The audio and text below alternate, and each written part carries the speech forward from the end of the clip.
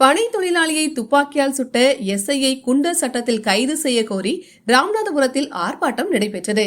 தென்காசி மாவட்டம் ஆலங்குளம் அருகே மருதம்புத்தூரை சேர்ந்த பனை தொழிலாளி மணிகண்டன் ஏப்ரல் 7ஆம் தேதி தடை செய்யப்பட்ட கல் இறக்கியதாக கூறி எஸ்ஐ இசக்கி ராஜா துப்பாக்கியால் சுட்டார். இதில் மணிகண்டன் காயமடைந்த நிலையில் எஸ்ஐ இசக்கி ராஜா தற்காலிக பணி நீக்கம் செய்யப்பட்டார்.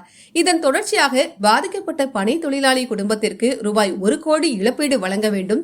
பிற மாநிலங்களைப் போல் தமிழ்நாட்டிலும் கல் இறக்க அனுமதி வேண்டும். மணிகண்டனை சுட்ட எஸ்ஐ இசக்கி ராஜாவை குண்டர் தடுப்பு சட்டத்தில் கைது செய்ய வேண்டும். மணிகண்டனை சுட்ட சம்பவம் தொடர்பாக சிபிஐ விசாரணைக்கு உத்தரவிட வேண்டும் உள்ளிட்ட கோரிக்கைகளை வலியுறுத்தி நாடார் மகாஜன சங்கம் சார்பில் ராமநாதபுரம் மாவட்ட ஆட்சியரக நுழைவு வாயில் முன்பு மாவட்ட செயலர் இளங்கோவன் தலைமையில் கண்டன ஆர்ப்பாட்டம் நடைபெற்றது. இந்த ஆர்ப்பாட்டத்தில் மண்டல தலைவர்கள் கண்ணன், ஹரிசுதன், மண்டல செயலர்கள் கனகராஜா, விக்னேஸ்வரன், நெல்லை மாவட்ட செயலர் தங்கராஜ் உட்பட பலர் பங்கேற்றனர். கைது செய், கைது செய், இசக்கி ராஜாவை கைது செய். ஆர்ப்பாட்டம் இது ஆர்ப்பாட்டம்,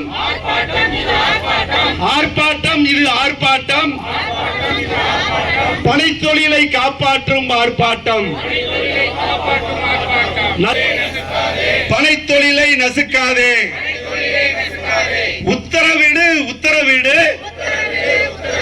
சிபிஐ விசாரணைக்கு உத்தரவிடு, கைது செய், கைது செய், வழக்கில் உள்ள இசக்கி ராஜாவை கைது செய். நசுக்காதே, நசுக்காதே, பனை தொழிலை நசுக்காதே.